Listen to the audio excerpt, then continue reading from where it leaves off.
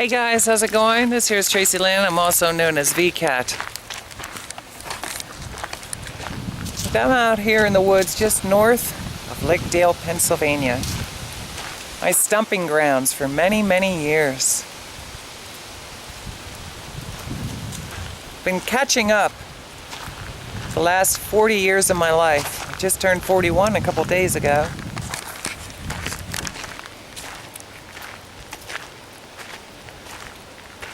This is going to be a Superball moment. You ever take a Superball, out of one of those dime machines, and just slam it on the ground once or twice and watch that thing bounce all over the place? I used to love doing that when I was a child. Actually, I'd probably still love doing it. I ought to go see if I can get me a Superball. They're fun to play with. Yesterday I was talking about a whole lot of different things. So I want to clear some things up with this video. I'm going to start off by sharing some of the things that's coming out as a transgendered about some of the struggles we go through in society.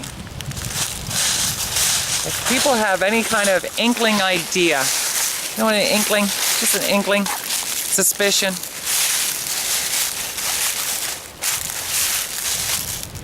That you're transgendered, sometimes it can be the most humiliating experience of your life. I remember I was going to New Jersey quite often, and one of my girlfriends, a good friend of mine, who was more of a cross-dresser, she was wavering back and forth in her transition as to whether she was going to live life as a man or live life as a woman. She was really struggling with it because it is one of the most challenging decisions in a person's life. Because you face losing absolutely everything and everyone in your life. All of a sudden, getting a job isn't as easy as it once was. You know, even though a lot of people have a lot of difficulties today getting a job, can you imagine in a society that frowns and is uneducated, don't know much about transsexualism? So I used to go over to her place when I was an escort. I needed some time away. Time to be with friends. Now I go to her place in New Jersey. I met her at a Philadelphia T-Girl meeting. And I explained what all that was, and maybe I'll dive back into that again sometime.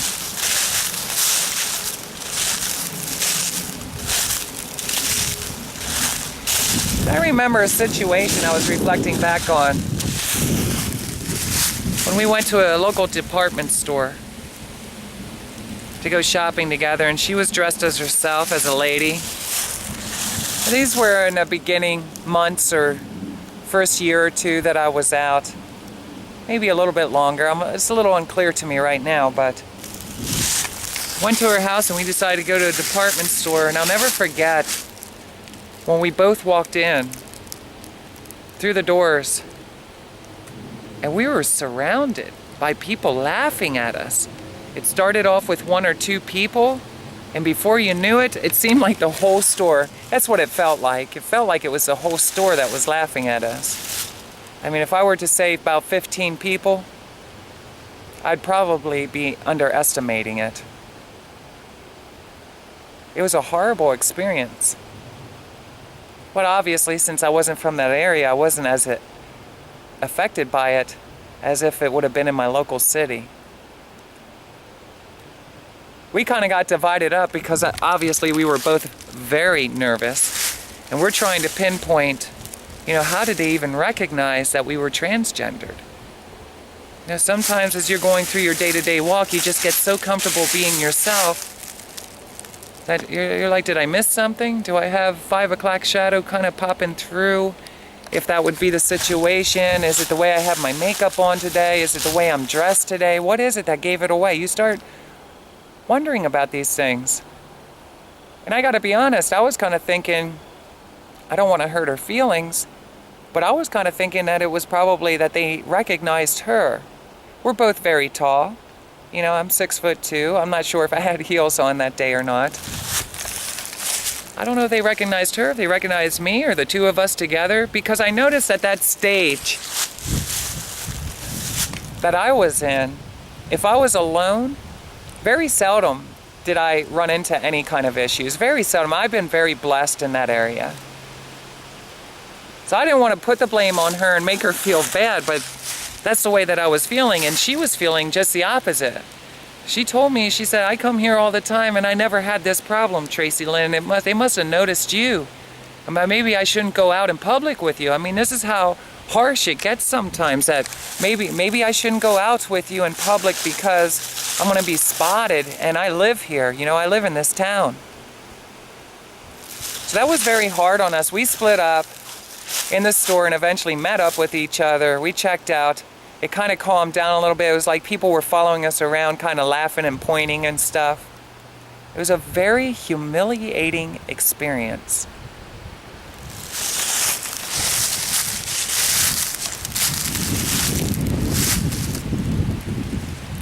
I know that we used to talk a lot on the phone. And can I tell you?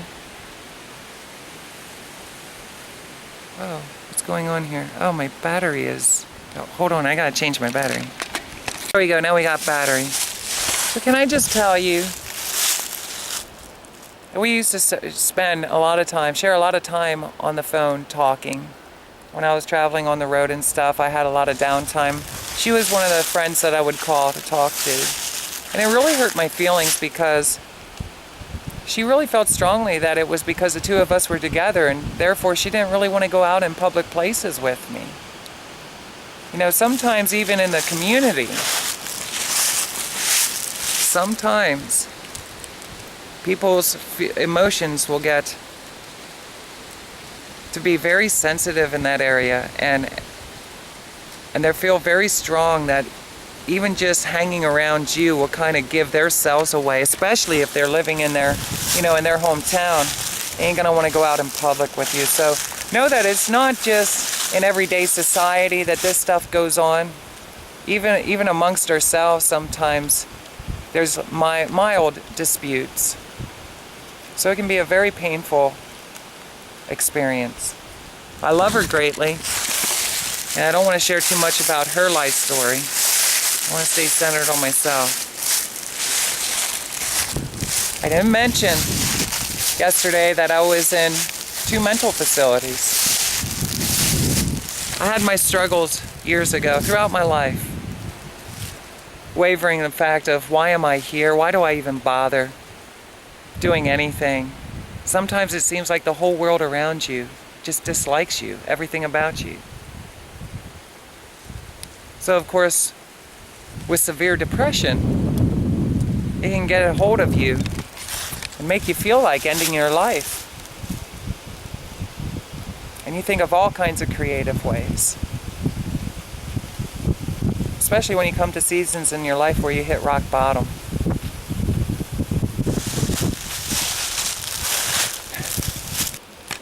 There was a time, even in my Christian walk, as I was seeking God, and a relationship with God, I would find myself out here often talking to myself.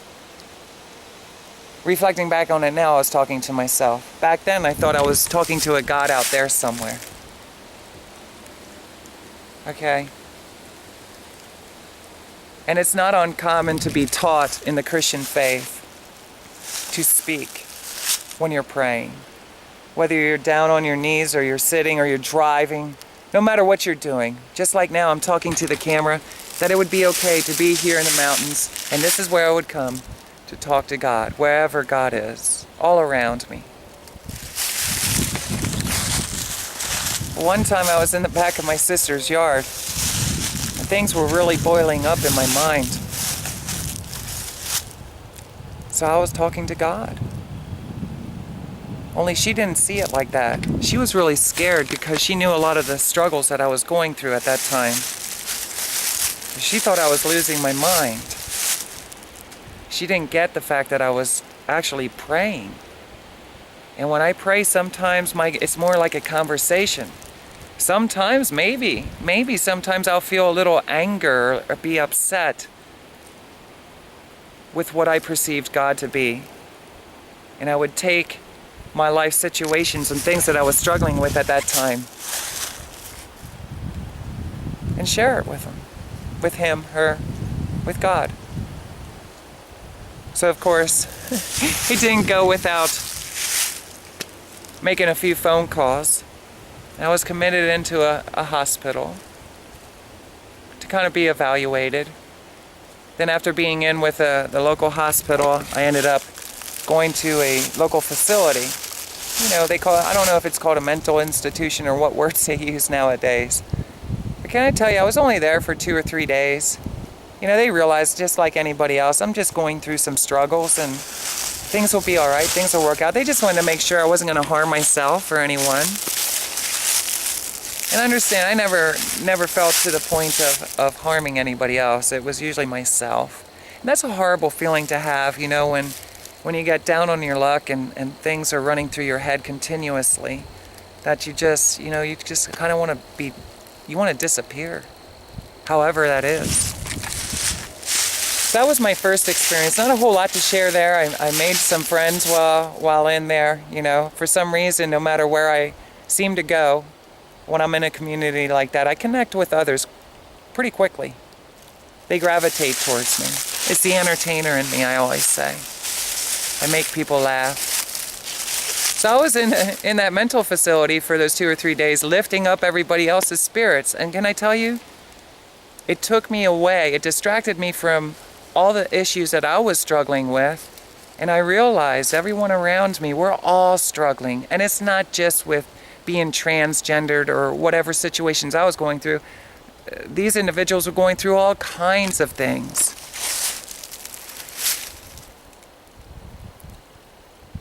I just wanted to lift their spirits. I didn't want them to feel awful like I did. So I entertained them in conversation.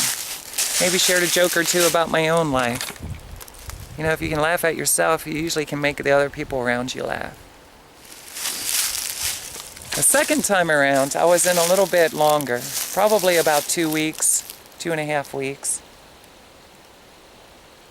And this time, I talked to my sister about going with me to that local hospital. We went up to Hershey Medical Center because I wanted to go, if it was possible, I wanted to go back, I think, to the same facility, maybe a different one. I forget if I wanted to go to that one or a different one.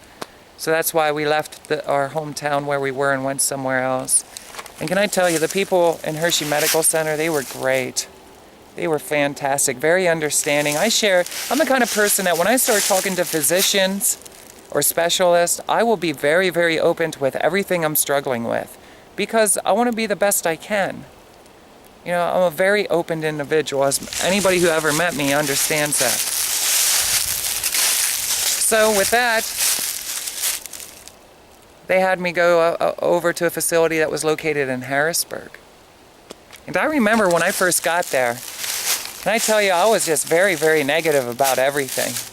And this was at a very tough point in my life.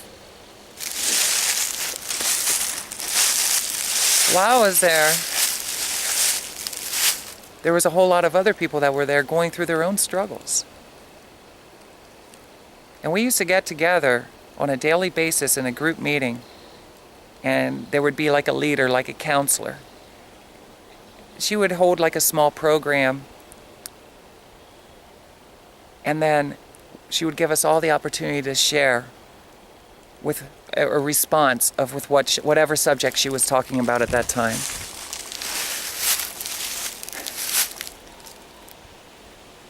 This was a wonderful time for all of us to get to know each other. Because it was very important that we were very honest. You know, we didn't have to share what we didn't want to share, but it was very important that we were being honest in our response with what we were going through, our own perspective of life, I guess you could say. So, of course, I got to know everyone. And can I tell you what? I made some wonderful friends right there. And because of me being a transsexual lady, I made it very known that I do not want to share a room with anybody. Because I knew at that point that very few people really understand what it is that I'm going through in my struggles. And I don't want to be dealing with that. And most certainly, because of things I've been through in my life, did not want to share a room with a guy at all. You know, and I love men, but I didn't want to share a room. Guy, I felt like I should be with the girls, and if I can't be with the girls, then I want to be alone. In the beginning, there was a staff member or two that kind of had their own struggles with whether or not what I was sharing was true. And because I spoke up and been a voice to their, you know, their in-house leaders, if you will, they were very respectful in handling that situation, talking to the people that were employees at this facility and stuff, and trying to encourage them to be, whether they accept it or not, to be more respectful and treat me like the lady that I am. One of the most amazing doctors I ever met in my whole walk of life. I can't think of his name right now, but can I tell you, to this day, everything that he shared with me in our private conversations, I reflect back on, and I finally realized that what he was saying is extremely true. He pinpointed all the things I was struggling with, how to resolve them. I shared my story for probably like 20 minutes or so, you know, just like a summary story, and I asked him, I said, so what do you think's wrong with me? And he said, that's easy. I'll never forget when he said that, oh, that's easy. And I just looked at him confused. He said, you think negative. You know, that was the biggest hurdle in my life, is I could not, and I've shared my life story up to this point. So understand all this I also shared with him. And the thing is we all go through trials, and we all have some things in life that happen to us that don't make sense, and we're trying to make sense out of it as we go through life. You know, why did these things happen? Why did my parents separate? Why did, you know, situations happen with my friends? You know, why am I having such a tough time getting through life? And instead of living in the moment and being grateful for who I am now, and looking back, reflecting back on all the fun and wonderful times, it makes a difference in who you are right now. Because it's the good and what we perceive to be bad that help to shape and mold us, our personalities, our character. And when I reflect back and I'm sharing my story, that's why I often say, I don't have any grudges against anybody that's ever been in my walk of life. I'm grateful for the people that I went through all the experiences with, because without them, I wouldn't be who I am, number one. And number two, chances are it would have just been somebody else. Why not the people that I love? Why not my friends, my closest friends and family members? Makes sense, right? I hope so. I hope just what I shared right there helps to encourage a new perspective in whatever you're thinking about if you're stuck in negative thinking. This has been the most healing process ever for me. Starting at the very beginning and working my way through the years, through the neighborhoods, through the schools. I had a couple stumbling blocks, if you will, places where I stumbled because I didn't realize how much they impacted me to make me feel bad. Since then, I feel really good, and I shared that in other videos, that, you know, after watching the video myself again, I started realizing a flood of wonderful things that happened through the same neighborhoods that I had struggles with. Isn't that amazing?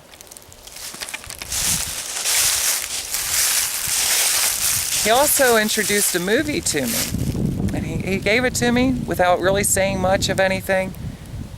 He wanted to make sure that I had the opportunity to sit down in a room privately and watch this DVD, and I did, and it was called The Celloist. I forget the name of the actor and stuff like that. I didn't write anything down.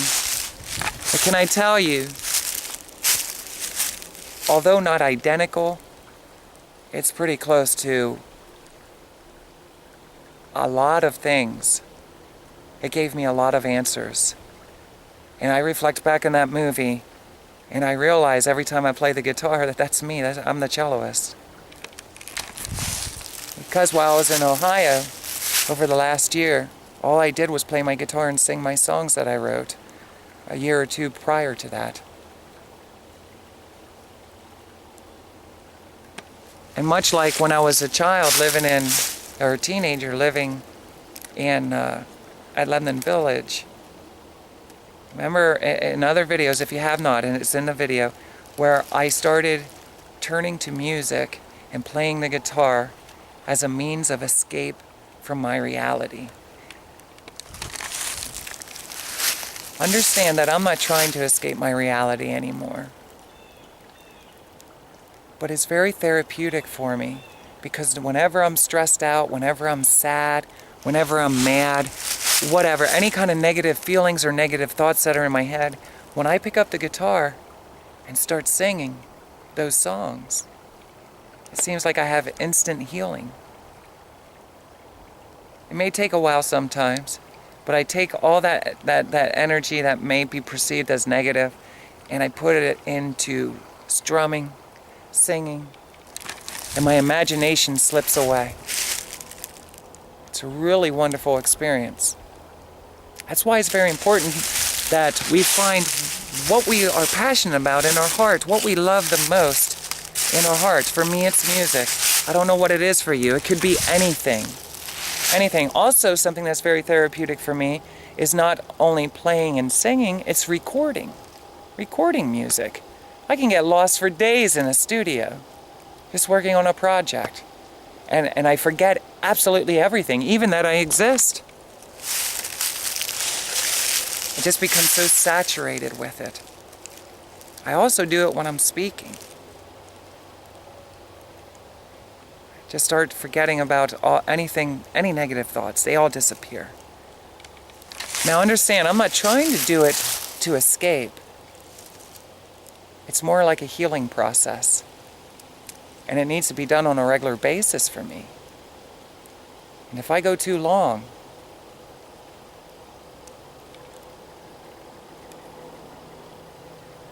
it's very uncomfortable for me. Up here, in my head. There's something that's built inside of me that says, for whatever reason, that I need to do these things. I really have to play, sing, talk. I spent a lot of my life alone, out here in the mountains with my dog. When I live with other people, I have a lot of struggles with it because, you know, let's just face it, to live with a musician can be quite challenging. Or somebody who talks a lot to themselves. Whether they're talking to what they believe to be God, or really talking to themselves. I don't want to get too heavy in the religion right now today. But I just want to say that when I was out here, when I was crying out and soul searching and desiring, because I believed that this God desired a relationship with me, I desired to get to know Him or it, God. I started realizing really what I needed was a personal relationship with myself. And that's crazy to a lot of people, because we're taught much differently. It wasn't Jesus that I needed to accept, it was Tracilyn I needed to accept. I didn't have it right with Tracilyn. I didn't even know who Tracilyn was, because I spent my entire life trying to be like people who I thought were cool, people that I admired and idolized. You know, looking back now, what it was for me is I was trying to find ways to be accepted in my local community, in my household.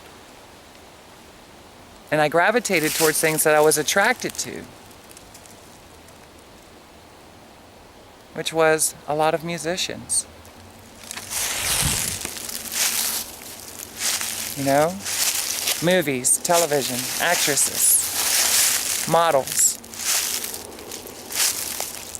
People I saw on my television or heard on my radio, saw on my television guide, magazines. I can't imagine what any one of them ever had to go through in their life.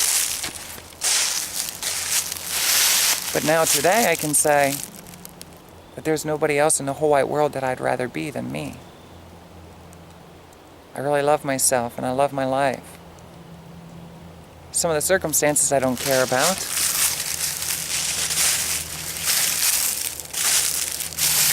And sometimes when the circumstances start to overwhelm me, consume me, I need to pick up my guitar and I need to sing. I would recommend watching a movie because you can relate it to anything, not just music. You can relate it to just about anything. It's very important that we find out what our passions are and that we stay true to them. And make as much time for them as possible. I've reached the point in my life where it has to be all the time. At least this season of my life, it's what I have to do every day. And when I'm living with other people, it can be very challenging for the whole household. That's why I always said I need like a soundproofed room where I can close the door, and if I got to talk out loud, maybe even scream sometimes, you know? Or be in the mountains. If I live in a household, it's better to have a soundproofed room where I can go in and play my music all day long. That's what I need to do. Take time to be alone with myself, wherever that is, on a beach or wherever. And I would highly recommend that for you as well. Don't ever feel guilty for taking time to be alone. Even if in the eyes of a lot of other people, it seems to be ridiculous and be an over amount of time. You know, sometimes we may go through a year or two of our lives, and the best thing that we can do is just really take a lot of time to be with ourselves. For me, I'm a deep thinker. That's something else that my psychiatrist had told me in that facility. That somehow, some way, Tracilyn, in your daily walk, whatever it is that you're doing, you need to somehow learn how to cope with that and refrain from going too deep when you get into conversations or while you're working or whatever it is that you're doing. You don't want to keep on over-analyzing things. And I have been working on that a lot, and I found the best thing for me to do is put it into a song, put it into a writing, open up the camera and start talking. Or wherever I go, talk to myself. So I want to keep stressing that to you. Get to know who you are and be honest to yourself. Because when you're doing that, you're going to start forming healthy relationships with the world around you. Believe it or not, it may be a very uncomfortable process because, let's face it, just like my friends told me, you know, that I made growing up, and my family, you know, we got to know this whole other image. You know, you got to be fair. We got to be fair to them as well. That even though I'm the same spirit inside, and I really am a lot happier going in the direction that's right for my heart. Sometimes it just takes a season of people's lives to adapt to it. They have to kind of figure things out because I had to get educated. You know, I had to figure it out myself. I had to talk to a lot of doctors. And I had to get involved in the community and do a lot of talking with them. I had to figure myself out. And I can honestly say nobody did it for me. However, I will say this, that I kept believing that there's this God who's going to give me the strength. And it was a doubt that I had the inner strength. He's going to give it to me. God's going to give me the strength. And rest assured that, just like I talked about with making action, that strength never came until I made up my mind that and realized that basically I have to do everything. If I'm going to do it, then I need to get headstrong. And you will find out that there are times that I actually had to sit in my room and write down on sheets of paper with my hand, and I would be in puddles of tears, forcing myself to write out how thankful I am for everything, even my nose, or you know, my friends, or whatever the situation was, a roof over my head. I had to start being thankful for everything that I had in my life, everything. And I had to stop looking at all the things that I didn't like and acknowledge the fact that that's what makes even the things that I might not like in my perspective combined with the things that I do like. Let's just say in this tree, okay, I love the tree, but I don't like the dead leaves on that. Okay, you could say, well, you can remove those dead leaves, but just say I can't. But if I really love this tree, then I need to focus on my love for this tree and what I love about this tree. I know that this is just part of it. That's just part of the tree. Okay? Now I understand I can remove these. So it might be a bad example right now. I'm not too much in a mood to get into too much theory. But can I just say, if I really love that tree, then the dead leaves that are on it, then I need to appreciate that too, because the tree comes with those leaves, at least at this time of year. Okay? To me, it's beautiful. And I'm learning to focus more on what I like about the world around me, the people around me. Very much so. I want to share a couple more enjoyable moments that we had. There was a guy that was considered to be homeless at that time. He stayed in shelters and stuff. He was a traveler. And can I tell you, this man was so romantic that it was very seldom that I would meet a romantic man like him that would be opened in a friendship with me amongst a community of people. You know, I was explaining yesterday that it's not easy for a guy who may be attracted to a transsexual lady to go through his life either, if it's going to be very opened, because he gets affected no differently, really. He gets affected and he has a lot to lose.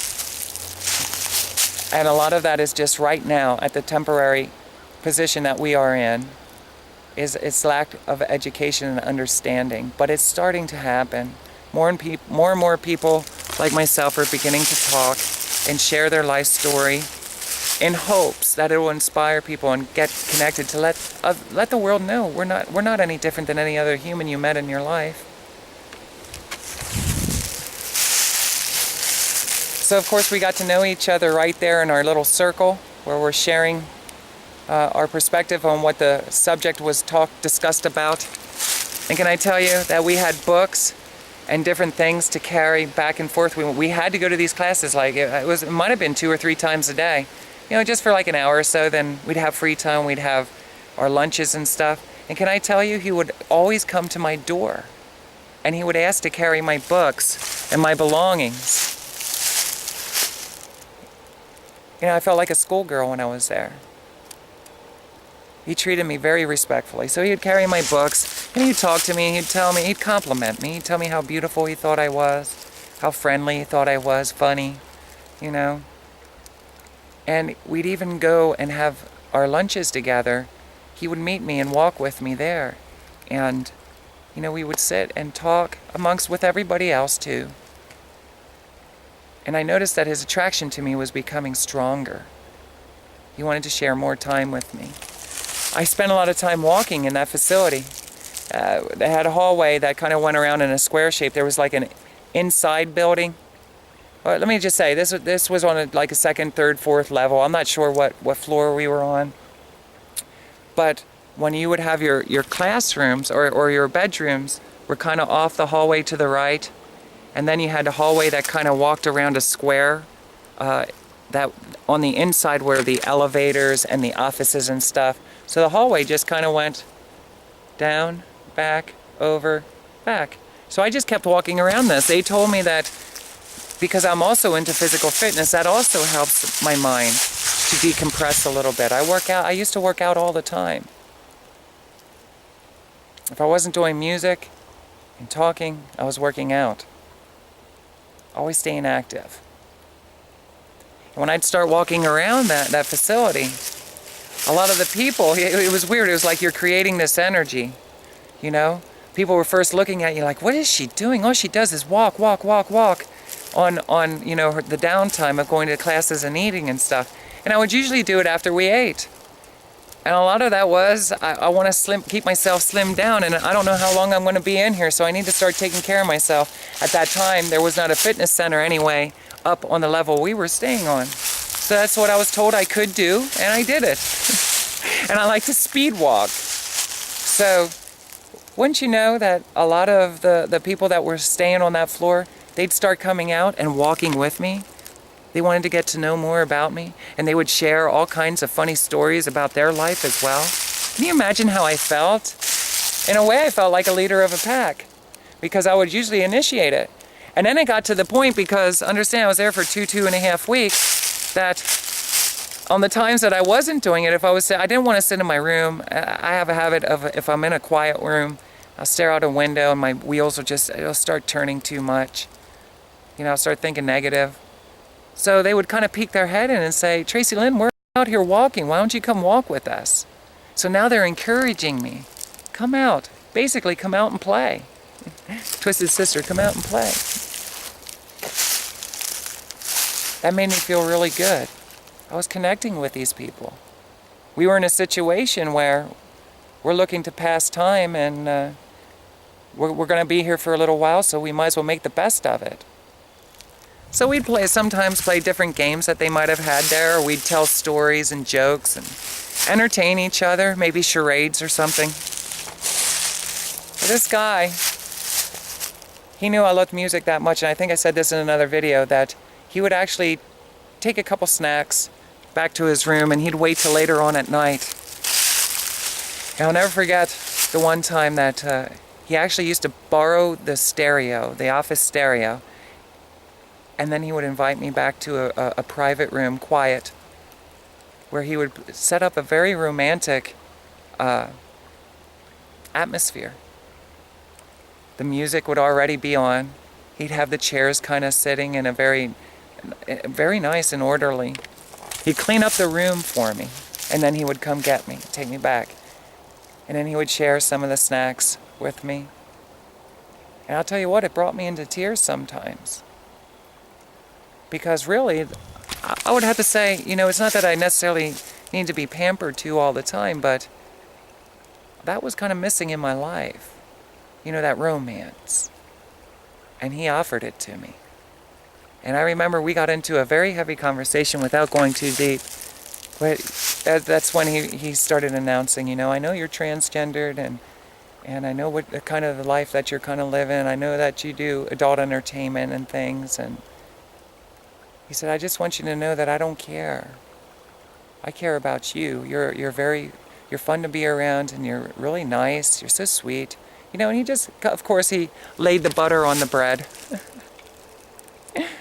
to make me feel good. I can't remember if we really did anything, like maybe I gave him a small kiss or something. But he knew I loved to role play too. So I kind of gave him a little dance, you know. I didn't take off no clothes or anything, but I gave him a little dance, just clowning around. And then eventually somebody walked in and said, hey, what are you guys doing in here? And before you know it, we're all walking around telling jokes and stuff. I always wish that I would have just kept in touch with a few of them periodically to see how they're doing, because I really care. Believe it or not, I care.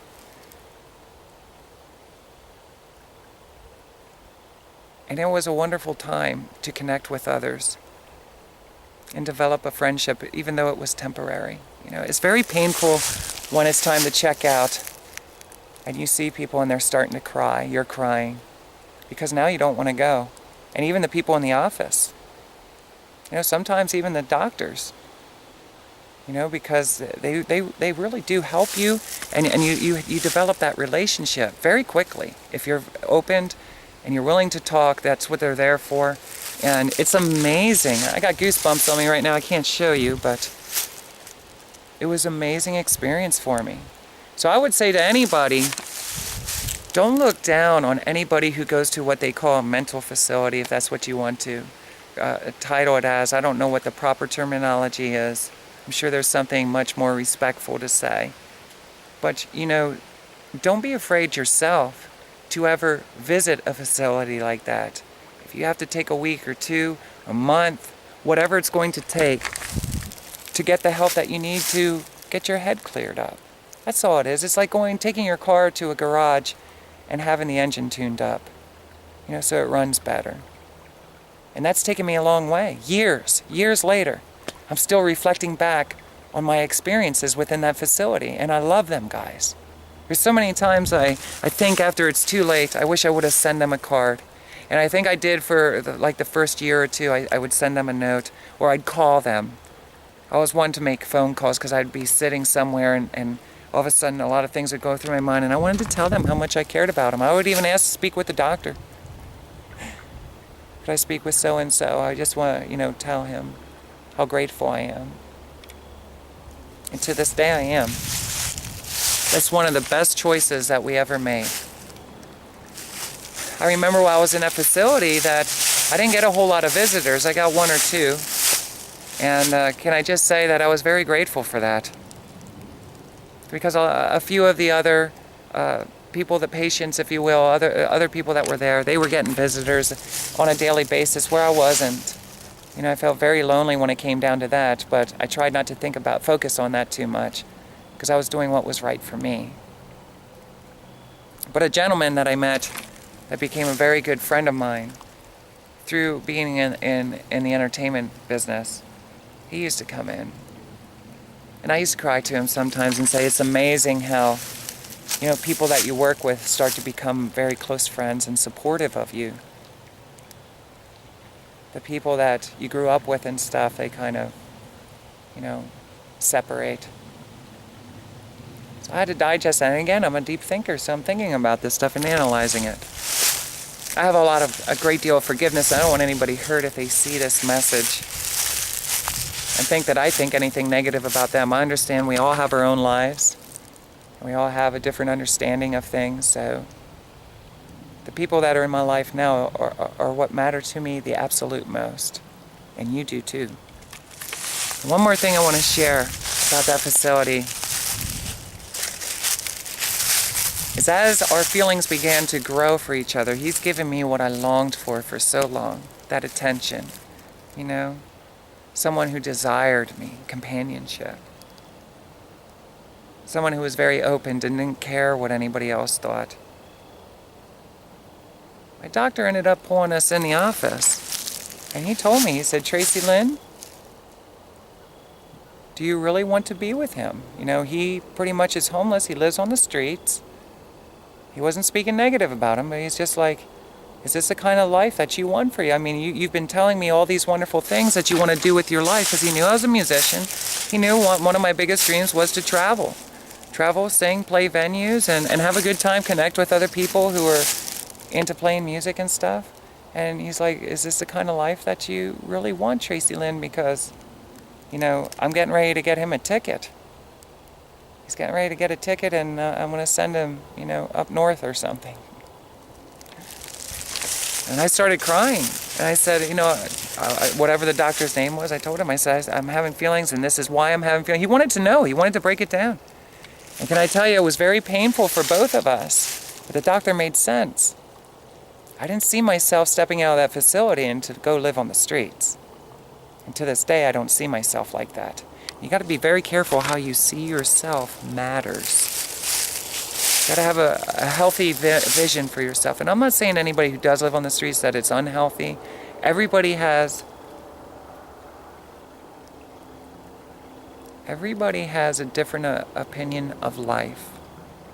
And everybody is at a different place in their journey. And maybe he was homeless then, and maybe he's not now. Maybe he has a condo downtown LA or something. I don't know. Who knows? So see, I've learned throughout my walk of life not to judge other people. Today they're here, today they're somewhere else. So it was very painful for him too. He actually got pretty violent. violent that they had to kind of take it out, not towards me. He was just so hurt because he really thought that I loved him that much that I would be willing to do that. And this is where the doctor basically laid it out on the open. And this may hurt a lot of people, but I don't want it to hurt. He said, you gotta love yourself first, Tracilyn. You gotta be honest with yourself. What is it that you want to do with your life? I mean, if you're gonna go live on the streets because you fell in love with somebody, you're never going to be happy. And I'll tell you what, even to this day, I know that there's some men that I've met, even over the last couple of years, that I really, really like. And I love them. I love them. I love a lot of people. And can I tell you, my doctor's words are still in my head. I'm not, anybody who knows me, usually what ends up happening in a situation like that, because I'm going to tell you what ended up happening with this gentleman. Is he ended up coming to talk to me. He asked him if he could talk to me before he left. And he did, and he was crying. And he said, Tracilyn, he said, I didn't realize that all you cared about was material things, possessions, and a fancy lifestyle and stuff. He said, I thought you were the first person I ever met in my life that was, genuine and real. And I got to tell you, every word that he was saying, because my mind wasn't adjusted right at that time, hurt me. And I kept apologizing to him because I still care about him. Even to this day, I still do. If I ever saw him when I was busking or something out on the street, I gotta say, I'd give him a hug, give him another lap dance.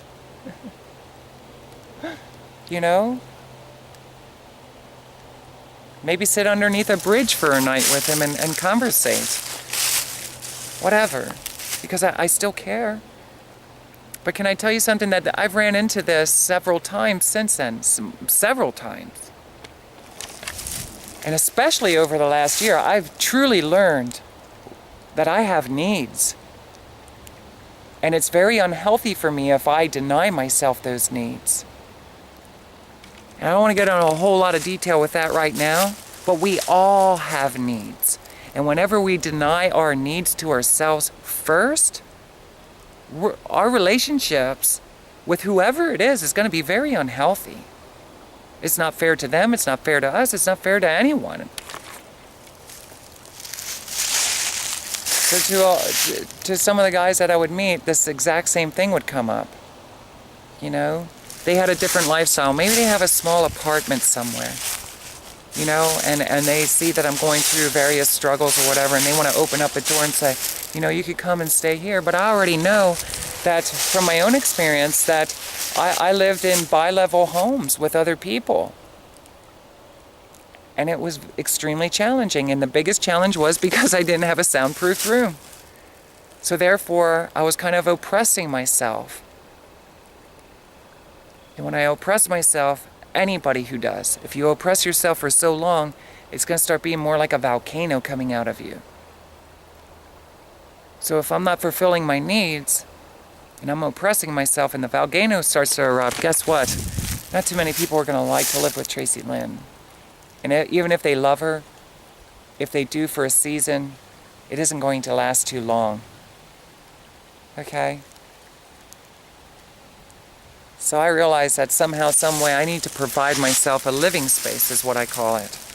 Because even in a situation very similar to that I've reflected back on throughout my life, and I found myself in those positions, I get along with everybody. I'm like on fire. Like I'm just so happy and bright, and I can have wonderful conversations, but I realize now that I take relationships a lot differently, and sometimes I need to walk away. But it's for the better of our relationship. For some reason, I can only tolerate the presence of others for so long. I can be up on a stage entertaining a lot of people. I can be standing on a street corner entertaining a lot of people for hours. Many hours, 12 hours. But then when I go home, I need to go to a place of quietcy. And if I don't have that quiet time, and there's still a whole lot of noise going on, even from others, it starts to have that same reaction. It was very complicated for me if I'm going to go and reside anywhere with others, you know, because I definitely know myself better now than I ever did, and I know what my needs are. So it was very unfortunate for me in all these situations that we're all at different levels of understanding of ourselves and others, that a lot of times people will throw in your face immediately. You know what? All you care about is material things. All you care about is yourself. Right away they want to shame you and blame you, and all of a sudden you're not the person they thought that you were. And they're more saying that, you know, obviously that they can't provide what my needs are, and it's not their job to do that. It's my job to do that, and it's my job to know who I am and not deny myself what it is that I need. Doesn't mean I can't be friends. Doesn't mean we can't still be lovers. Is that a country song? We can still be friends and we can still be lovers. We just can't live together. Should be a country song if it's not. Maybe I'll write it someday. And one last thing that happened between me and the homeless man that I love to death is his going away present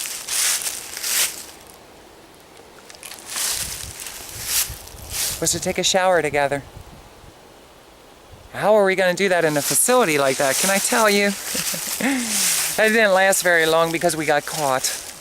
And that facility will never forget about us, ever. That's how playful I am. You know, I'm not ashamed that I did it. I had a great time. I was scared, depending on how they'd respond to it. They were good. They left me know that it wasn't the right thing to do, but, you know, let me just say that there was tears in eyes when I left, even though I may have given him that struggle. But basically, he went in the shower, he locked the door, because everybody uses it. It's a kind of like a thing. Everybody uses it. And I had a secret knock. And just when I got into the shower, locked the door with him, and removed my towel, wouldn't you know it? We know you're in there, Tracilyn. Come out. Come out, come out, come out. Or we're coming in after you, because they have keys. And can I say, by the time I got myself conducted, they were already in there. And I told him right away, don't blame him, it's not his fault. It was my way of, you know, I didn't have anything else to give him. And he was being so romantic to me the whole time I was there. What else are you going to give somebody but yourself? Sometimes. If it's from within your heart, and that's what you want to do. I'm not telling you to go out and do it, but that was my reasoning for it. And believe it or not, my doctor fully understood. But he asked me not to do that anymore while I was there.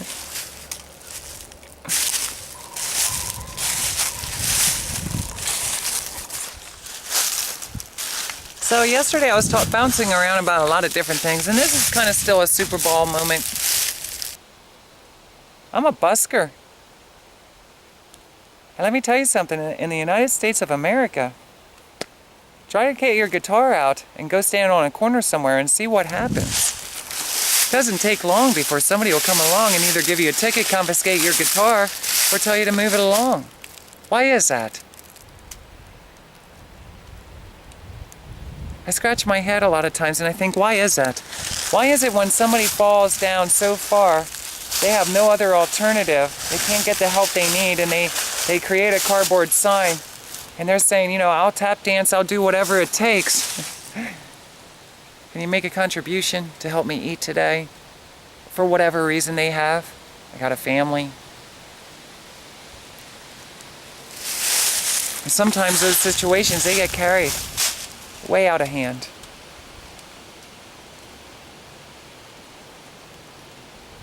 I have stories to share over the last year, how I've been busking, and there were times that I had to panhandle, or I was just making a movie. I was just making a movie, a video. Not even really panhandling, but holding a sign to make this video. And I got kind of warned.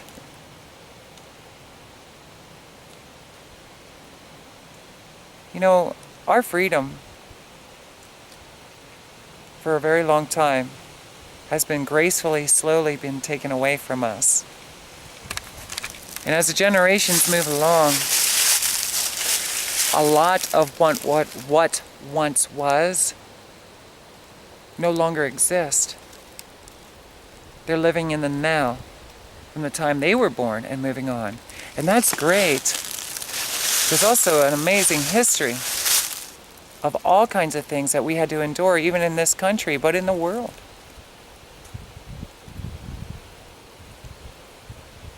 No matter what I learned in school, I can guarantee you this: I have not learned a lot of what was. I didn't learn the true history of this land. I learned what people wrote in books and provided in our local libraries, gave to our teachers, and pretty much instructed them that these are the lessons that you're going to be teaching these students.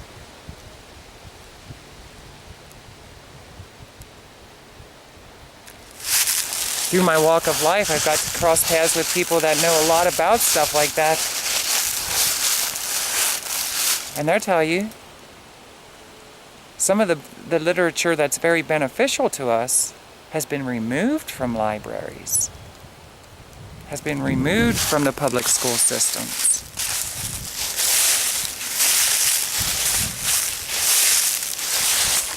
This video wasn't meant to be a lecture on history. It wasn't meant to insult or to offend or hurt anybody. I'm sharing my life story. The biggest reason is because I know there's a lot to learn in doing so. For myself, for anybody who has an open mind and is willing to hear. Understand that everybody that I went through with life, I'm going to keep saying this over and over again, I appreciate them. The detective or the officers or the people in that building, let me tell you something, I shared life with them. Hey, at the time, maybe I couldn't deal with it. Maybe I couldn't deal with it for years. Now I can deal with it. And I have peace about it.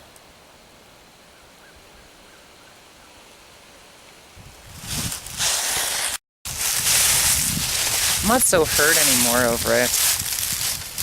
Disappointed. Because something in me tells me that a lot of those guys, or if there was ladies there or what have you, that they got big hearts too, and they're going through their own things in life. You know, they have their own life history. And it probably things I could never endure. You know, for starters, I most certainly would not work well in their position, you know, doing that job. I could not, I'm not designed to do things like that. I can only imagine some of the things that they must endure.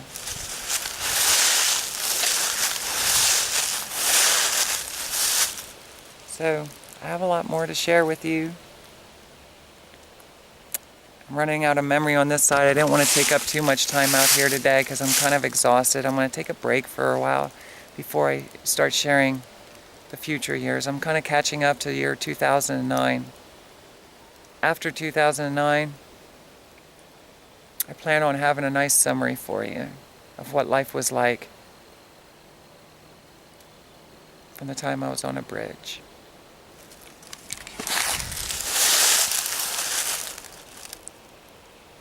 So please don't be hurt. Please don't be offended in anything that I say. And also, for whoever's listening, know that you're not alone.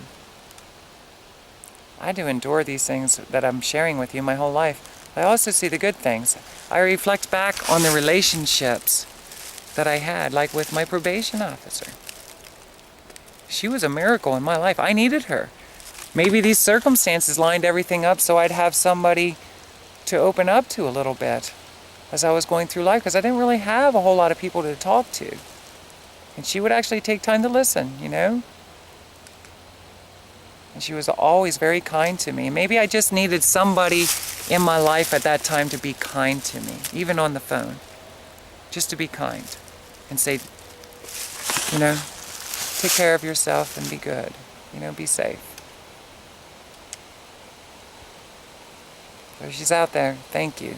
Thank you very much. Everything happens for a reason.